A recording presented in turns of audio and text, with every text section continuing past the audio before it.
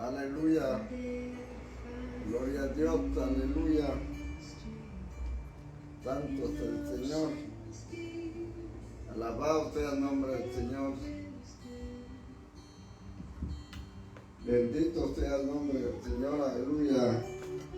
Gloria a Dios. Gloria a Dios. Aleluya. Gloria a Dios. Gloria a Dios. Gloria al Señor. Aleluya.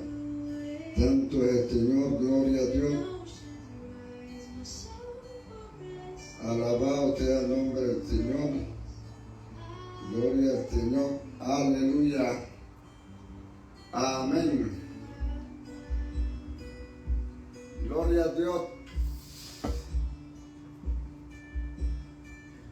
Santo es el Señor. Santo es el Señor. Aleluya. Alabado sea el nombre del Señor.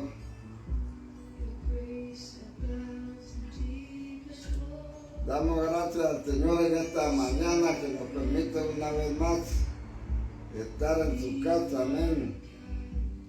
Privilegio estar en la casa del Señor.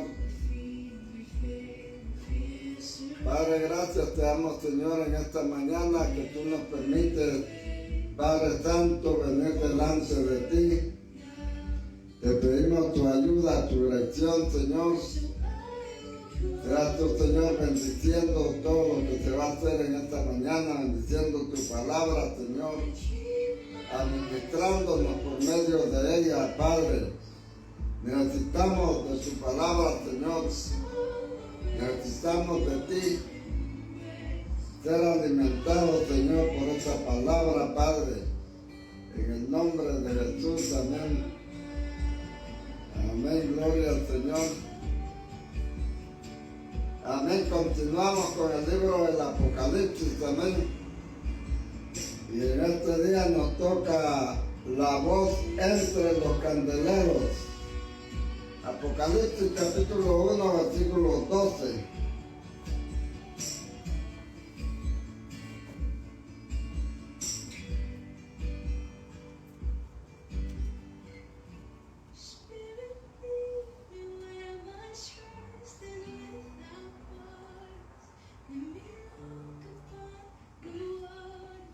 Gloria al Señor, aleluya.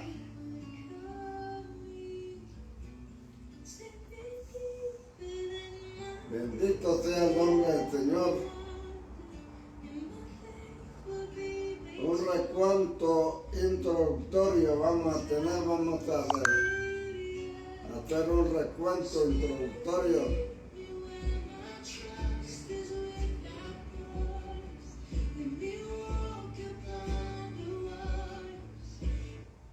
Amén. Gloria al Señor. Leemos en el libro del Apocalipsis, capítulo 1, versículo 12, dice: y me volví para ver la voz que hablaba conmigo, y vuelto vi 7 candeleros de oro. Amén. Vamos a continuar, hermanos, con el estudio del libro del Apocalipsis que estamos realizando paso a paso lento. Como estábamos orando realmente, como está escrito, es una bienaventuranza poder estar abriendo, leyendo y considerando este libro. Y Dios quiera que también guardándolo, amén.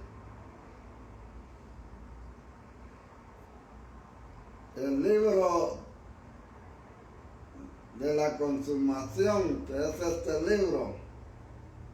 Estamos en el capítulo 1 y la vez pasada consideramos las aplicaciones, las conexiones del versículo 7, pero llegamos hasta el versículo 9, a las 9, amén. O llegamos bien tarde, a las 9 de la mañana, y no pudimos terminarlo. Entonces necesitamos continuar viendo algo que no pudimos ver del verso 7 y sus conexiones. Apocalipsis capítulo 1, versículo 7, dice: he aquí que viene con las nubes y todo ojo le verá, y los que le traspasaron y todos los linajes de la tierra harán lamentación por él, sí, amén. Como veíamos, el libro del Apocalipsis contiene las terminales de toda la Biblia, de manera que cuando tomamos un verso del Apocalipsis es como si ese verso estuvieran conectadas las redes de los demás versos, porque toda la Biblia termina en el Apocalipsis. Al tomar un verso del Apocalipsis y levantarlo, arrastra muchos versos que vienen detrás. Entonces, cuando miramos este versículo la vez pasada, he aquí viene con las nubes, miramos los versos que se relacionan en otros pasajes de la Biblia con él. Vimos Zacarías lo relativo al lamento de las tribus, también lo relativo a mirar los que traspasaron, pero principalmente por causa de que es más extenso el testimonio en los versículos de la parte que dice: he aquí que viene con las nubes. Estuvimos viendo los textos de la venida del Señor en las nubes y vimos varios contextos. Si el Señor viene en las nubes, entonces viene con las nubes, no puede venir en las nubes sin venir con las nubes. Lo digo porque algunos hacen reverencia, pero lógica, de la expresión venir en las nubes. Implica necesariamente venir con las nubes. No se puede venir en las nubes sin venir con las nubes. Gloria al Señor. Vamos a probar este micrófono. Parece que este micrófono no está muy alto. Gloria al Señor, aleluya. Este está más bueno. Bendecimos el poderoso nombre de Cristo Jesús. Entonces decía que no se puede venir en las nubes sin venir con las nubes. Vimos primeramente Mateo 24, el contexto general, donde aparece la venida del Señor en las nubes. Vimos que aparece después de la tribulación de aquellos días. El sol se oscurecerá, etc. Y entonces aparecerá la señal del Hijo del Hombre en el cielo y vendrá con las nubes. Pero vimos que en el contexto de este capítulo y de esa venida es que el Señor hace la referencia como ladrón en la noche, y los demás pasajes donde Él viene en la nube, como por ejemplo en 1 Tesalonicenses capítulo 4, donde dice que los recibiremos en las nubes. En ese contexto habla de la venida como ladrón, o sea que el día y la hora es desconocida. Nadie sabe la hora en que viene el ladrón. De modo que cuando Él venga, vimos la mayoría de los versículos para poder interpretar la venida del Señor como ladrón en la noche. Tuvimos que tomar todos los versículos que en ese contexto. Vimos que aparece en Mateo 24, inmediatamente después de hablar de la venida del Señor en las nubes, enviando a sus ángeles para recoger a sus escogidos de los cuatro vientos. Vimos que también de la misma manera se refiere en 1 Tesalonicenses capítulo 4, que acabamos de mencionar, donde dice que no predeceremos a los que durmieron, sino que el Señor mismo, con voz de mando, con voz de arcángel, descenderá del cielo con gran voz de trompeta, y los muertos en Cristo resucitarán primero, y luego nosotros los que quedamos, seremos arrebatados juntamente con ellos para recibir al Señor en el aire. Y al continuar hablando de eso, llegando al capítulo 5 de Primera Tesalonicenses, entonces dice: pero acerca de los tiempos y de las ocasiones no tenéis necesidad, hermanos, de que os escriba, porque vosotros mismos sabéis perfectamente que el día del Señor vendrá así como ladrón en la noche, que cuando digan paz y seguridad, entonces vendrá sobre ellos destrucción repentina, como los dolores de la mujer encinta, y no escaparán. Vemos que el contexto de la venida del Señor como ladrón en la noche, en esta destrucción repentina, lo mismo dice Pedro en el capítulo 3 de su segunda epístola, donde dice: pero el día del Señor vendrá como ladrón en la noche, en el cual, en la venida del Señor como ladrón en la noche, los cielos pasarán con grande estruendo, y los elementos ardiendo serán deshechos, y la tierra y las obras que en ella hay serán quemadas.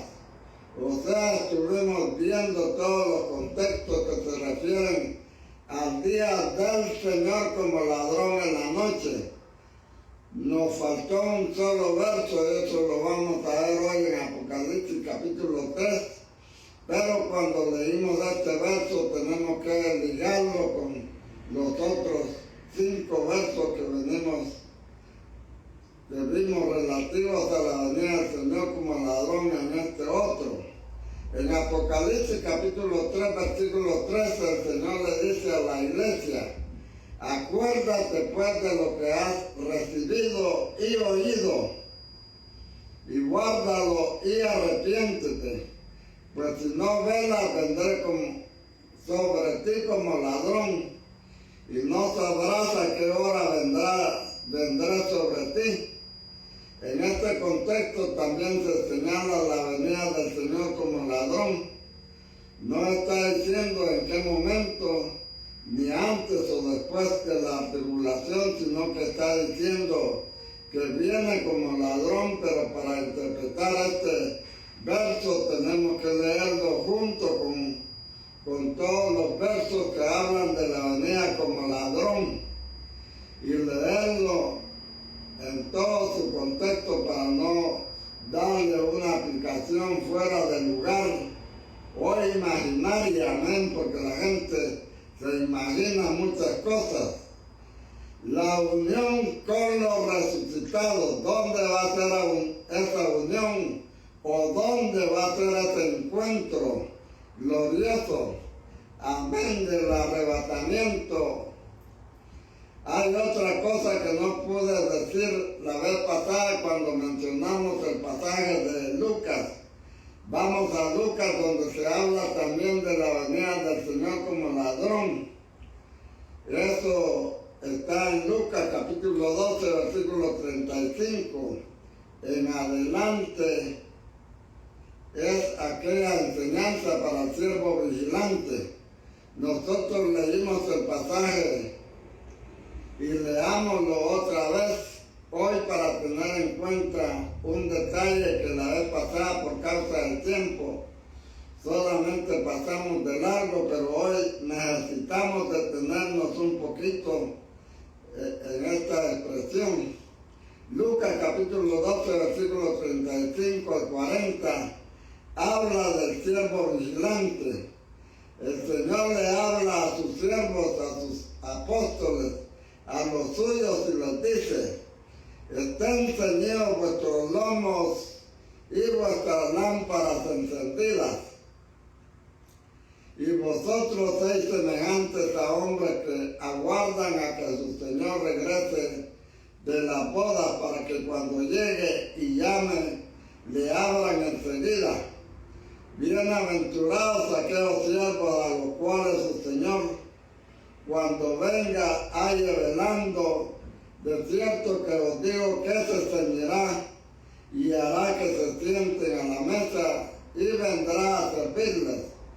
Y aunque venga a la segunda vigilia y aunque venga a la tercera vigilia, si los hallare así, bienaventurados son aquellos siervos. Pero sabed esto, que si supiese el padre de familia a qué hora el ladrón habría de venir, velaría ciertamente y no dejaría minar su casa. Vosotros pues también estad preparados, porque a la hora que no penséis el Hijo del Hombre vendrá. Este pasaje del siervo vigilante menciona también la venida del Señor como ladrón. Sin embargo, hay una frasecita que ha sido motivo de contradicciones, de cuestionamiento, de interrogaciones y de interpretaciones de varias escuelas. La vez pasada vimos las diferentes escuelas que había, y esta frase misteriosa es la siguiente, versículo 36. Y vosotros sois semejantes a hombres que aguardan a que su Señor regrese de las bodas.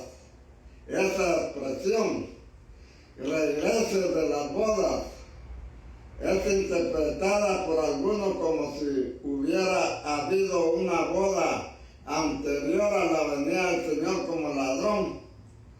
Por ejemplo, el hermano Weissman Lee, en su estudio Vida sobre Apocalipsis, él dice claramente que algunos van a ser arrebatados incluso antes de la venida del Señor como ladrón. Y aparece después una venida secreta como ladrón y después otra venida pública en las nubes. Son interpretaciones. Mencioné un caso específico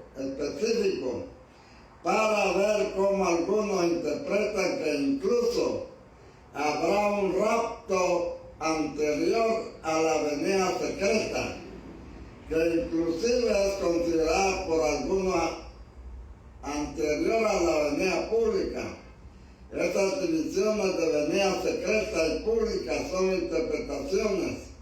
Debemos nosotros también ser responsables de nuestras interpretaciones y procurar decir a la Biblia lo que ella dice.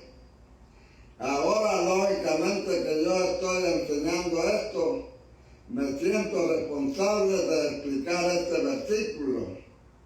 Aquí el Señor le está hablando a sus discípulos, a sus siervos vigilantes.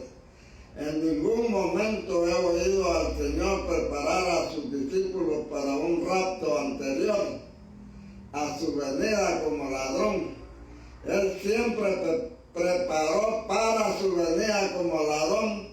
Pero cuando dice que antes de su venida como ladrón, o sea, en el momento de la venida como ladrón, él regresa de las bodas. Eso quiere decir que llegó el momento de las bodas y por eso él regresa.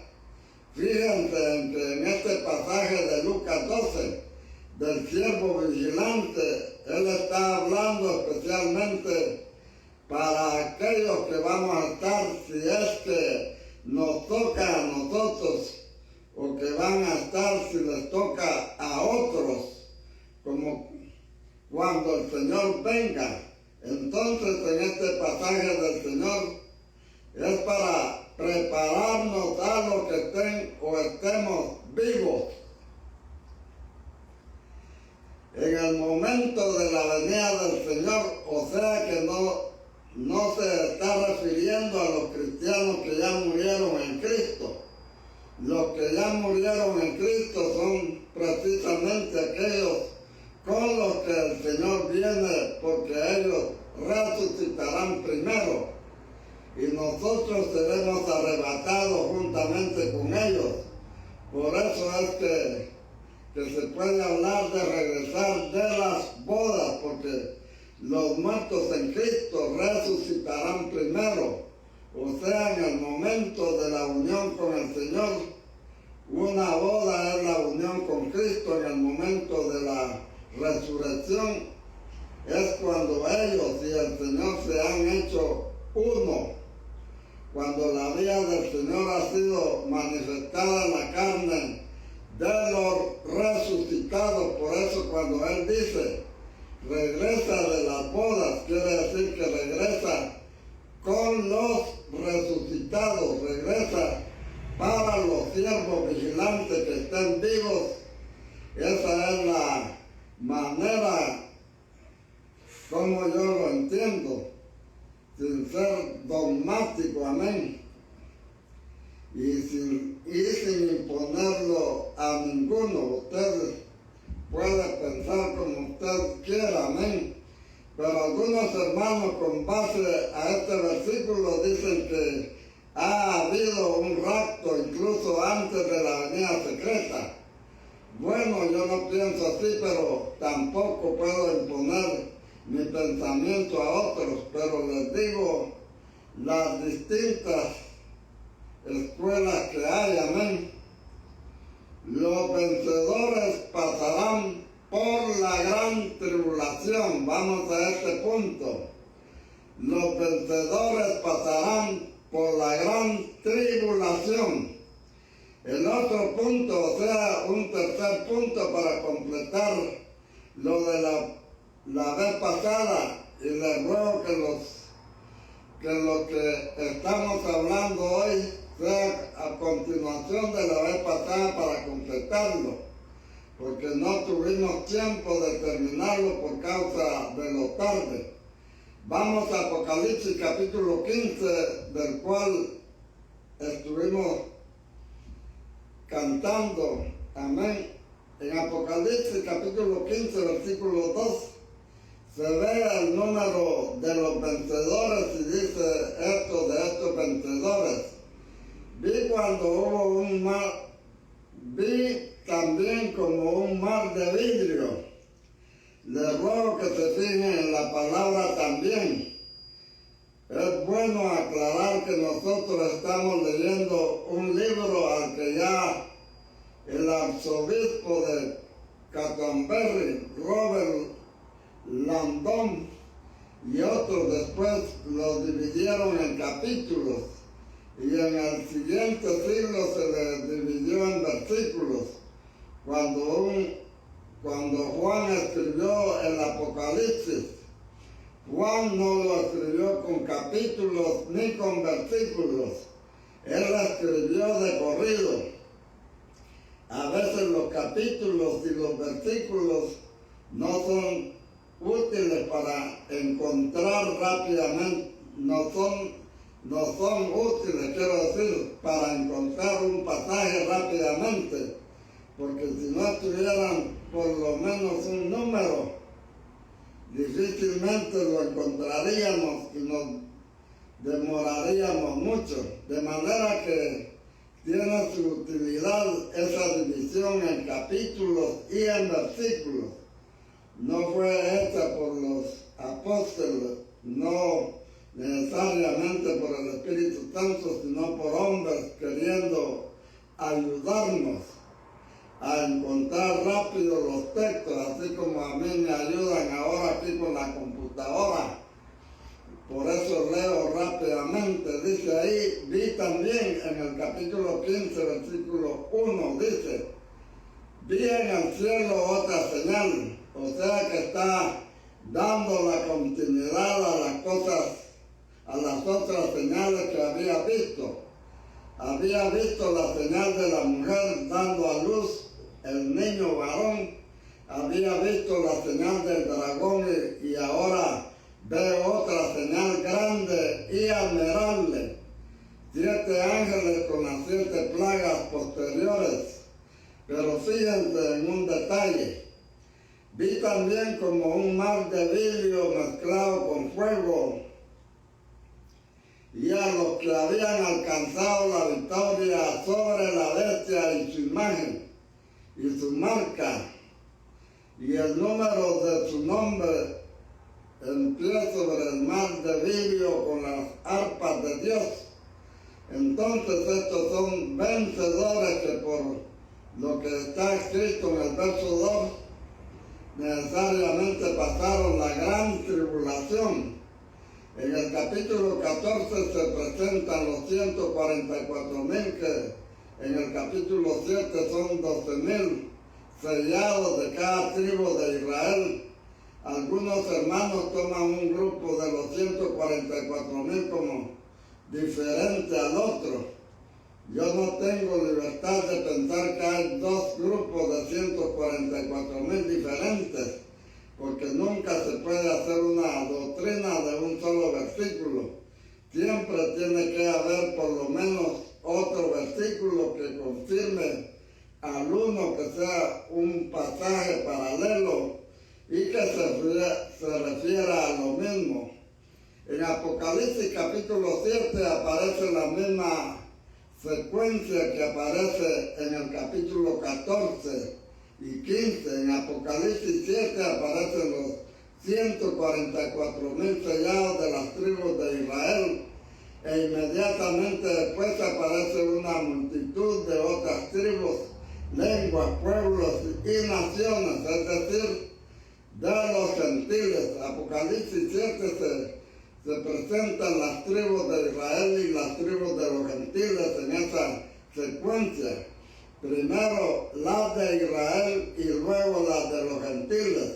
Esa misma secuencia en un pasaje paralelo aparece Apocalipsis 14 y 15, donde al principio del 14 aparecen los 144,000 en el monte Sión, que se refiere principalmente a Israel, como las 144,000 sellados de las 12 tribus de Israel. Aquí aparecen otra vez los 144,000 en el monte Sión, así como en Apocalipsis 7, después de los 144,000 de las tribus de Israel, aparece una multitud incontable de las demás tribus, pueblos, lenguas y naciones.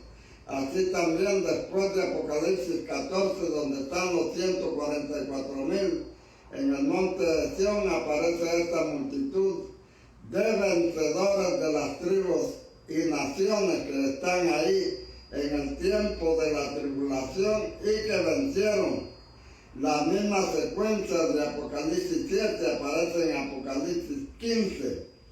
Ahora fíjense lo que dice al final del capítulo 15. Y el templo se llenó de humo por la gloria de Dios y por su poder. Y fíjense en esta frase: y nadie podía entrar en el templo hasta que se hubiesen cumplido las 7 plagas de los 7 ángeles. Aquí claramente dice la palabra del Señor que nadie puede entrar en el templo hasta que se hayan cumplido las 7 plagas.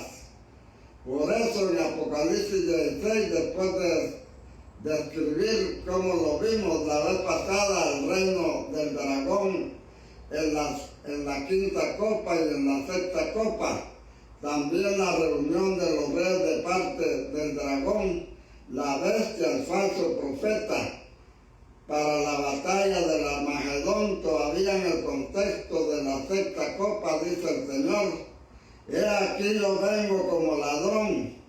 O sea que todavía en la 6ª copa, después de todo, que ese problema todavía no ha venido como ladrón. Y dice: nadie podía entrar en el templo hasta que se hubiesen cumplido las 7 plagas de los 7 ángeles. El Señor, cuando habla de los galardones en el capítulo 22, dice que Él da los galardones en su venida. He aquí que vengo pronto y mi galardón conmigo para recompensar a cada uno según sea su obra. Pero en Apocalipsis 11, donde también habla de la 7ª trompeta, o la final trompeta, dice que esa final o 7ª trompeta es el tiempo de dar el galardón a sus siervos los profetas. Y cuando el Señor ofrece los galardones a las 7 iglesias, en el galardón a la iglesia de Filadelfia dice: al que venciere yo le haré columna en el templo de mi Dios, y nunca más saldrá de ahí, y escribiré su nombre y escribiré sobre él el nombre de mi Dios y el nombre de la ciudad de mi Dios, la nueva Jerusalén, la cual desciende del cielo de mi Dios, y nombre nuevo. O sea que los vencedores de Filadelfia son puestos como columnas en el templo, pero ninguno podía entrar en el templo hasta que se cumpliese las 7 plagas que tenían los 7 ángeles. Por lo tanto, los vencedores de Filadelfia tendrán que esperar que las 7 plagas se cumplan para poder entrar en el templo y no salir más de ahí. Cuando entren no saldrán, pero puede entrar, no puede entrar nadie hasta que se cumplan las 7 plagas. Los hermanos que quieran tener el contexto de esto, por lo menos pueden conseguirse una copia de la transcripción que ya hoy me la entregó Marlene para poder tener el contexto completo. Amén. Un poco de crítica textual. Entonces ahora vamos a un poco de crítica textual. Ahora sí vamos a Apocalipsis capítulo 1 versículo 8, que ya lo leímos la vez pasada en los manuscritos más antiguos según las ediciones críticas de las que hemos examinado varias. Dice de la siguiente manera: yo soy el alfa y la omega, dice el Señor Dios, el que es y que era y el que ha de venir, el Todopoderoso. Esta versión de Reina Valera está basada en un solo manuscrito tardío que usó Erasmo para el texto Receptus. Reina Valera se basó en el texto Receptus de Erasmo, que era incompleto, incluso en los últimos versículos, y ya Erasmo tuvo que añadirle del latín a su traducción al griego porque estaba incompleto. El único manuscrito que él tenía era un manuscrito bizantino, un manuscrito tardío del siglo XV. En ese manuscrito tardío y los manuscritos tardíos del tipo bizantino acontece lo siguiente: ellos se caracterizan porque a veces incluyen las glosas explícitas de los escribas, y a veces los escribas iban copiando y les parecía que ese contexto tenía que explicarlo. Claro, no dice una mentira, a veces toman parte de otro versículo y lo ponen aquí. En el caso específico de Apocalipsis 1:8, donde dice principio y fin, otros manuscritos tardíos dicen el principio y el fin. Esta expresión sí aparece en otros pasajes más posteriores de Apocalipsis, y de allá fue tomado por algunos escribas tardíos para tratar de explicar lo que quería decir el alfa y la omega. Pero esa añadidura que no dice una mentira, sino que es sacada de otro pasaje, sin embargo es una añadidura. Una añadidura tardía, no aparece en los manuscritos más antiguos. También otra cosa, a la palabra Señor el Dios le quitaron la expresión el Dios, porque quisieron referirlo exclusivamente al Hijo. Pero aquí realmente se refiere al Padre. El Padre en Apocalipsis 1:8 llamado el Alfa y la Omega, y el Hijo es también llamado así en otros pasajes posteriores, incluso en el capítulo 1 del Apocalipsis, pero en el versículo 18, el Señor tiene las llaves del Hades. Él aparece como el vivo, pero estuvo muerto. Y había dicho antes que es el primero y el último.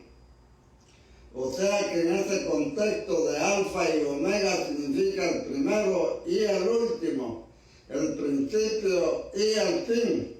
El primer comentario que hago al respecto es el comentario textual, no es el exegético. El exegético es acerca del significado. El comentario textual es acerca de los manuscritos como aparece el texto original. Aquí no estamos aferrados a una traducción específica, sino que usamos todas las traducciones, pero preferiblemente los manuscritos más antiguos. Entonces aquí el Señor, el que habla es el Dios. Yo soy el Alfa y la Omega.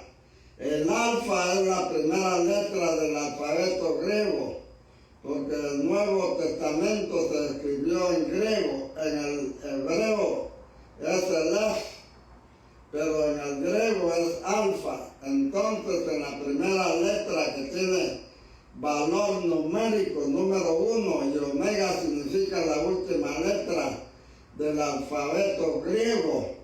En español es la Z, en el hebreo es Tahu, pero en el griego es Omega. Entonces dice el Alfa y la Omega.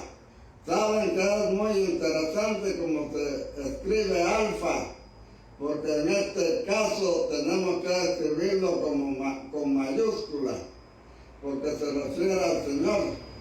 Yo soy el Alfa. El Alfa se escribe como un triángulo, representando la Trinidad, y Omega se escribe como una especie de círculo con una base, como queriendo decir que abarca todo, o sea, la culminación de todo. La misma escritura Omega es como si abarcara todas las cosas. El triángulo de la Trinidad es el principio que al final abarca todas las cosas. Que Dios sea todo en todos. Él es el principio de todo, pero también es distinto de todo. Todo es de Él, todo es por Él y todo es para Él. Entonces, Alfa sí es el principio. Y si es el principio y Omega es el fin y es el último, el valor numérico de Omega es 8000. Así que Alfa y Omega es 8801, porque Alfa es 1 y Omega son 800. Quiero decir, al hermano Abringo de Beja, un comentarista del Apocalipsis de la época medieval, el Señor le abrió los ojos al respecto de este detalle, que el valor numérico de Alfa y Omega es el mismo valor numérico de la palabra que significa paloma, refiriéndose al Espíritu Santo. O sea que es curioso el valor numérico paloma, que es la figura del Espíritu Santo, que es también 801, así como Alfa y Omega equivale a 801. Cosa curiosa, que se dio cuenta de eso fue Aprinco en la Edad Media temprana. Luego dice el Señor Dios, curios, cupios, oteos, dicen los manuscritos más antiguos, los últimos, para explicarse solo a Jesucristo. le quitaron esa porción, pero es muy delicado y por eso en Apocalipsis yo no me he puesto a pasarles a ustedes datos de comentarios textuales, porque este libro dice que el que le agregue, le serán agregadas las plagas, y al que le quite, le será quitado su parte. Por eso yo no quiero seguir a otro, ni un epígrafe, ni quitarle, agregarle nada. Amén. Sino revisar todo lo máximo posible para seguir los originales más antiguos y no agregar y no quitar. Esa es mi intención. Por favor, no se asusten, no les estoy quitando la Biblia, solamente estoy comentando esa traducción comparada con las otras y con los originales. Dice el Señor Dios, aquí el que habla es Dios, o sea el Padre, el que es y que era y que ha de venir. Es una manera de decir el Eterno, y luego dice el Pantocrátor, o sea el Todopoderoso. Es interesante cómo aparece aquí la firma del saludo, porque hubo un saludo. Juan a las 7 iglesias que están en Asia dice, del que es y que era y del que ha de venir. O sea el que firma el saludo luego dice, y de los 7 espíritus que están delante de su trono, que lo hemos ya examinado, y de Jesucristo, el testigo fiel. Ahí está mostrado Dios y luego la obra de Cristo, que nos amó y nos libró de nuestros pecados con su sangre, y nos hizo reino y sacerdotes para Dios su Padre, y luego aparece viniendo en las nubes y dándole la gloria a Él. Y luego aparece Dios diciendo, yo soy el alfa y la omega. La frase principio y fin es agregada. Dice el Señor, en otra parte no es agregado. El que es y que era y el que ha de venir. El Todopoderoso, después de ponerle la firma al saludo, porque este es un saludo del cielo de Dios, del Dios Trino, del Padre, del Espíritu, le pone de segundo, y del Hijo que lo pone de tercero. Va ya encarnado y dijo, a Él sea la gloria. Viene con las nubes, no está presentando el panorama. Nos está presentando el panorama, es el saludo. Así saludaba Pablo, también gracia y paz. Aquí gracia y paz de Dios Padre y del Señor Jesucristo. Gracia y paz del que es y que era y del que ha de venir, de los 7 espíritus, del testigo fiel, etc. Ese es el saludo, y ahí termina el saludo. El saludo no es solo de Juan. Juan es el instrumento, pero el origen es el alfa y la omega, el Señor Dios, que es y que era y que ha de venir, el Todopoderoso. Él es el que habla en estas palabras, amén. Copartícipe en la tribulación, vamos a esta otra palabra. Copartícipe en la tribulación. Ahora sí llegamos al verso 9, después de este saludo en nombre de Dios. Juan el apóstol empieza a contar qué fue lo que pasó. Ahora recién empieza a decirnos que estaba en Patmos y tal, pero él empezó con el saludo del cielo y ahora va a explicar las circunstancias de la visión que recibió de Dios. Entonces hoy fijémonos como un detalle en el versículo 9. Yo, Juan, vuestro hermano y copartícipe vuestro en la tribulación, en el reino y la paciencia de Jesús. Estaba en la isla llamada Patmos. Ahí estaba Juan. No fue que se fue de vacaciones.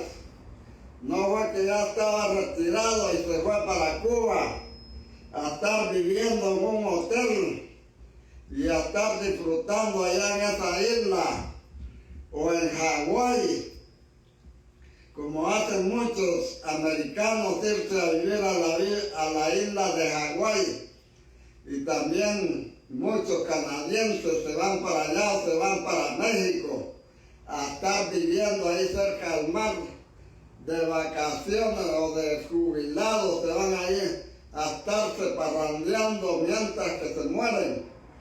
Allá en Cuba sucede, allá hay mucho retirado en esa isla, porque allá es barato.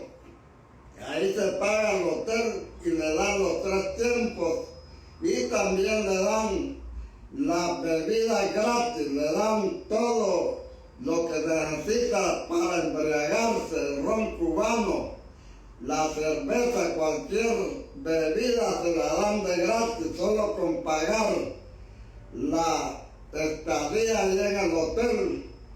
Ahí se están esta gente, pero Juan no estaba en esa isla para estarse emborrachando. Él no fue a esa isla por querer irse ahí a vacacionar. Él fue llevado a esa isla preso como un delincuente, como alguien que no era útil para la sociedad de aquel entonces. Era un opositor a las leyes que había en ese tiempo. Y entonces Juan fue apresado por causa del Evangelio. Lo llevaron a desterrarlo allá en esa isla para que no saliera más. Fue llevado preso y fue metido a las celdas más de adentro, donde solo él y el Señor estuvieran, aleluya. Pero eso no lo sabían estos policías, estos jueces en ese momento, que en vez de hacerle un daño a aquel apóstol, le hicieron un bien. Gloria a Dios, estaba en esa isla de Patmos por causa de la palabra, por predicar el Evangelio, que había salvación para la humanidad, que había perdón de los pecados para cada persona que se arrepintiera, que viniera a Cristo y confiara en Él. Por eso fue llevado este apóstol a la cárcel, a la isla de Patmos. Era una isla terrible que nadie podía salir. Era como la cárcel de Alcatraz, donde fueron llevados, gloria al Señor, aquellos delincuentes en la vida antigua. Y ahí fue llevado este apóstol para cumplir su sentencia. Y estando en esa isla, gloria al Señor, empezó a buscar del Señor. Empezó a orar, empezó a ayunar. Alabado sea el nombre del Señor. Ahí estaba Juan solito. Y Dios esperó el momento que este hombre llegara al clímax. Gloria al Señor, momento en que él ya no estaba en sí mismo, sino que estaba en un estado de alto grado, en un estado de lo más alto, de lo más sublime que una persona puede llegar en el Espíritu, gloria al Señor, a un éxtasis, dice Pedro. Me vino de repente un éxtasis, dice Pedro, gloria al Señor, y Juan llegó a ese clima, a esa altura, gloria al Señor, y fue llevado en el Espíritu.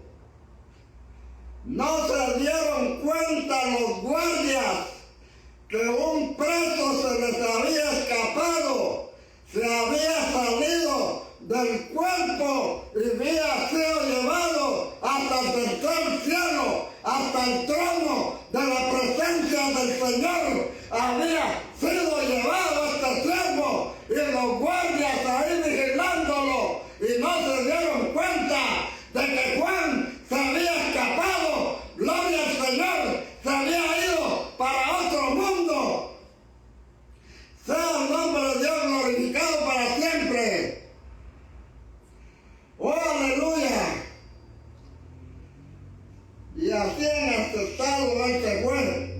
Y él cuenta. Entonces vamos a volver entonces a nuestro paso sobre este verso. Dice el versículo 9, yo Juan vuestro hermano. Aquí uno de la humildad de Juan. Vemos la humildad de Juan, el apóstol, pero dice, vuestro hermano. Juan se está poniendo en el nivel de la iglesia. La iglesia está pasando por persecución. Juan es uno de los perseguidos. Y él no se pone en un lugar alto, sino que se pone con sus hermanos. Yo, Juan, vuestro hermano, y copartícipe vuestro en la tribulación.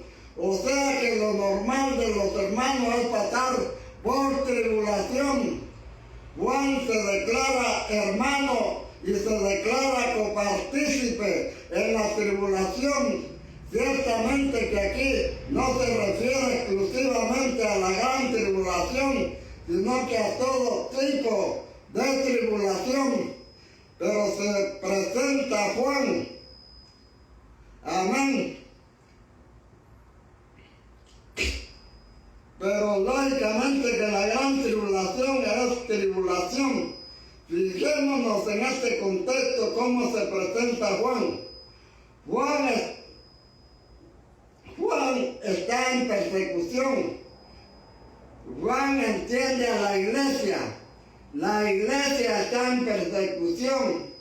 Él es uno de los perseguidos y él se identifica como uno de ellos.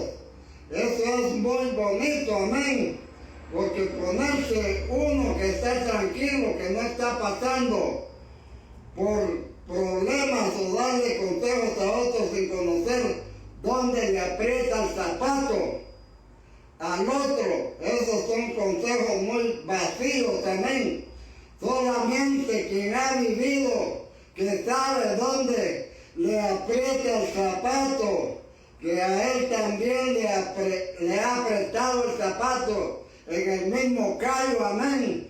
Gloria al Señor. Podemos entender a los hermanos que están pasando por grave tribulación. Podemos entender porque Dios también nos ha pasado a nosotros por ese momento difícil y nos seguirá pasando. Aleluya. Por lo menos a mí, después de septiembre, voy a empezar una gran tribulación. Vamos a ver ya cómo me va. Gloria al Señor, porque me viene una tribulación. Aleluya. Pero como yo ya las he pasado, ya el Señor ya me ha entrenado para estar contento en lo que sea. Gloria al Señor, sea bueno, sea malo. Yo ya he sido experimentado y puedo saber cuando una persona está pasando por una grave situación. Amén, aleluya. Gloria al Señor.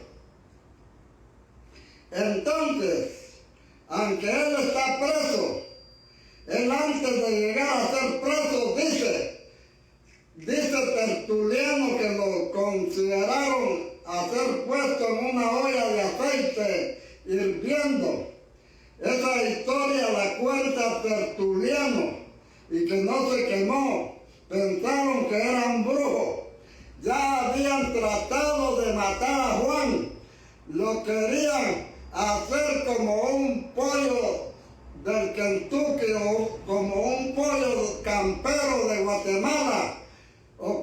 un pollo que se hace aquí en Canadá, gloria al Señor, el KCF, el Kentucky Fried Chicken. Querían hacer al apóstol, lo querían freír en un gran perol de aceite. Lo metieron ahí en ese perol de aceite para matarlo, para hacerlo rostizado. Yo creo que se lo querían comer así bien frito. Gloria al Señor. Y dice que cuando lo metieron al perol de aceite hirviendo, a Juan salió corriendo. Gloria al Señor. No le hizo nada al perol de aceite. No le hizo nada a aquellas llamas que estaban hirviendo al aceite. Gloria al Señor. Él salió vivito y corriendo. Aleluya, porque se cumple la palabra del Señor donde dice, aunque pases por el fuego, no te quemarás. Aunque pases por las aguas, no te anegarás. Aleluya, se cumplió esa palabra en Juan. Sea el nombre de Dios glorificado para siempre. Y como no lo pudieron matar, entonces lo sentenciaron a la isla de Patmos. Dijeron, este es un brujo, lo vamos a mandar a la isla de Patmos para que de ahí no salga. Sea el nombre de Dios alabado para siempre.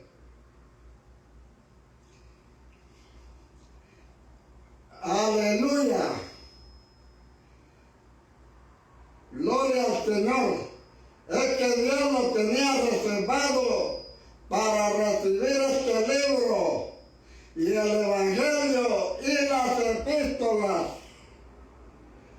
que Dios le tenía reservado para escribir este libro. Dios ya lo había reservado y no había diablo que lo pudiera impedir. Gloria al Señor, no había demonio, no había nada que lo pudiera impedir lo que Dios iba a hacer con este hombre. Aleluya, mira, si Juan hubiera muerto en ese perol de aceite, ahí no hubiera habido Apocalipsis, porque Dios tenía un propósito con este hombre. Aleluya. ¿Y cuál era el propósito? De mostrarle los acontecimientos futuros, de cómo va a terminar la cosa. Entonces lo llevaron preso a la isla de Patmos, que era una isla donde llevaban a los criminales. No era para ir de vacaciones, ya les dije. Ahí se llevaron a Juan. Entonces dice, vuestro hermano y copartícipe vuestro en la tribulación.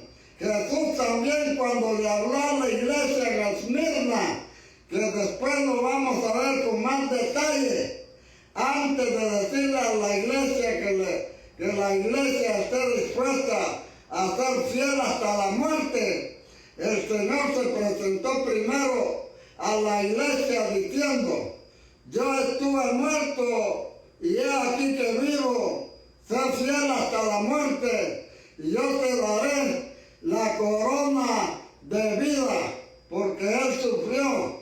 Yo estuve muerto, yo pasé por ahí, yo sé lo que te estoy diciendo, sé fiel, yo te voy a dar la corona de la vida. Mira, yo vivo por los siglos de los siglos, estuve muerto, pero mira que vivo, sé fiel. Tú también, el Señor no le pide a la iglesia que soporte las situaciones sin que Él las haya soportado. Primero, por eso decíamos la vez pasada que si uno está pensando no sufrir, está siendo desarmado por Satanás, porque el apóstol Pedro dice en su primera carta, capítulo 4, versículo 1, puesto que Cristo ha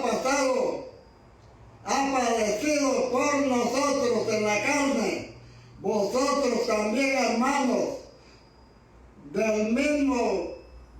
armados del mismo pensamiento, pues quien ha padecido en la carne terminó con el pecado.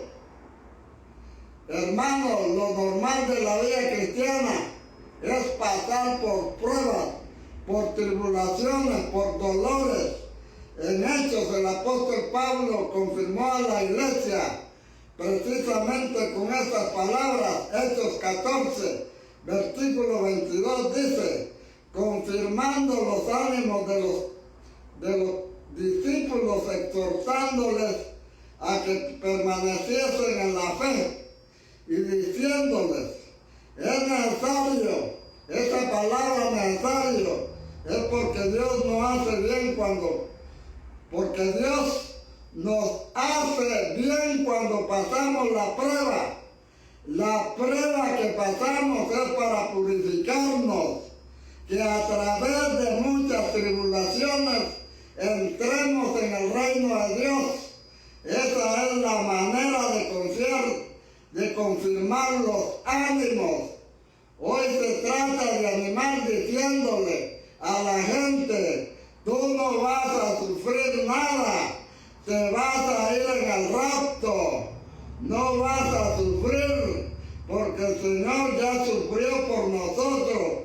¿Por qué tiene que sufrir? Usted no debe de estar ahí todo jodido, sin dinero. Usted tiene que ser un millonario. Traiga $1000 a la iglesia y ya va a ver usted cómo le va a ir todo bien, le va a prosperar todo. Pero mientras tanto que usted da esos $1000, usted se queda todo acabado. Y las iglesias, estas ladronas, este pastor ladrón, se va enriqueciendo cada día más. Y los hermanos están más atribulados que nunca. Gloria al Señor por haber dado, por haber sido despojados, como fueron despojados esos católicos por este cura chucho de aquí. Gloria al Señor. Mira, le regalaron todo. Todo lo que se hace para una fiesta se lo regalaron. Y él puso las cosas todas recarísimas. Todo recaro, como que él hubiera gastado para hacer esa fiesta. Todos los que vinieron a cantar ahí, todos los artistas fueron de gratis. Todos los que estaban vendiendo comida, ellos pusieron esa comida y el cura se la vendió al doble. En vez de regalárselas, y dice que son donaciones, pero ahí no miré yo un recibo de donación. Ahí solo recibían cash y sin darle un recibo a la gente. Me dijo la mujer, es que esto es una donación, me dice, que se le está haciendo a la iglesia. ¿Y para qué se le va a hacer una donación a una iglesia multimillonaria? La iglesia católica no necesita de donaciones. Ellos son los más multimillonarios del mundo. Pueden sostener a todos los pobres del mundo y no lo hacen, sino que siguen estafando más a la gente, siguen sacándole porque no les alcanzó lo que hicieron al principio de apoderarse de todas las tierras de aquí de Norteamérica, de Sudamérica. Gloria al Señor, no, gloria a Dios. Solamente allá en Cuba se les ha expropiado, se les ha quitado la mitad de la tierra porque estos se habían apoderado de las tierras más grandes.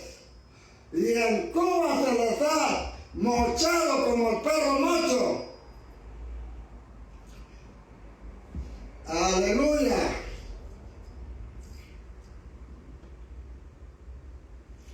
Entonces les dice, ¿por qué tienes tú que sufrir? Esa es una manera de desarmar a los hermanos. Los apóstoles no enseñaban eso. Jesús no enseñó eso. Jesús dijo, ya os los había dicho para que cuando suceda, os acordéis de que ya os los había dicho. O sea que el Señor habló que su pueblo pasaría tribulaciones y que nunca había una generación que no haya pasado tribulaciones. Y si yo les leyera a ustedes los testimonios de la historia de la iglesia, las clases de tribulaciones que el Señor ha permitido que sus amados pasen, ustedes se dan cuenta que el Señor no mintió ni nos engañó, sino que nos preparó de antemano para que cada uno no nos tome por sorpresa. Por eso lo que dice aquí, es necesario que a través de muchas tribulaciones entremos en el reino de Dios. Y dice Pedro, lo que estábamos leyendo, puesto que Cristo ha padecido por nosotros en la carne, nosotros también armémonos del mismo pensamiento, o sea, un arma protectora es saber y estar dispuestos a sufrir. Si no estamos desarmados, si no, usted va a estar tranquilo ahí, va a estar contento, va a estar feliz, va a estar parrandeando, va a estar haciendo esto y el otro, y no va a ver, y cuando esté bien tranquilo, entonces le va a venir una tribulación. Gloria al Señor. Damos gracias al Señor, amén. Mañana continuamos. Oh, gracias, Padre, por tu palabra, Señor. Oh, gracias, Dios. Oh, gracias, Señor amado, Padre Santo. Les pido que oren por mi hija Débora. Miren que casi no puede manejar porque una pierna, cuando ella va manejando, la pierna le empieza a hacer así y no puede parar. Es un nervio que le está fallando en la pierna, que no la deja tranquila. Y es bien peligroso, ella ya no puede manejar casi. Tiene un carro nuevo ahí y ese carro creo que a ver qué va a pasar con él. Vamos a orar por ella en esta mañana, amén. Oh Padre Santo, aleluya. Gracias te damos, Dios. Gracias, Señor. Oh Padre Santo. Padre, venimos delante de tu presencia, Señor, en esta mañana, pidiéndote, Señor, por mi hija Débora. Mira, Señor, esta enfermedad que la está atacando, Señor, en esa pierna. Padre Santo, tiene un síntoma como de Parkinson. Señor amado, Padre Santo, te pedimos, Señor, que seas tú obrando en la vida de mi hija, Señor, sanando esa pierna, Padre Santo, que se pone en movimiento, Señor. Padre, yo te ruego en el nombre de Jesús, que seas tú, Señor, obrando, seas tú, Señor, sanándola, obrando en la vida, Señor, de mi hija. Padre, te lo ruego en el nombre poderoso de Cristo Jesús, Señor nuestro. Glorifícate, manifiéstate, Dios. Derrama tu gracia de tu Santo Espíritu, Señor. Enviamos sanidad, Señor, ahí donde ella se encuentra. Padre, en el nombre poderoso de Cristo Jesús, obra, Señor, para la gloria y honra de tu santo nombre. Oh Dios amado, Dios todopoderoso, Padre Santo, aleluya. Gracias Dios. Gracias Padre amado Dios, porque sabemos que tú lo haces. Tú lo haces, Señor. Tú lo puedes hacer, tú puedes obrar. Padre Santo, aleluya. Gracias, Señor. Dios les bendiga, Dios les guarde. Mañana continuamos, amén. En la isla de Patmos, ahí en esa isla fue donde sucedió todo, amén. En la isla de Patmos, cuando Juan estaba preso, fue que Dios le reveló todas estas cosas que van a acontecer en el mundo. Dios les bendiga y Dios les guarde.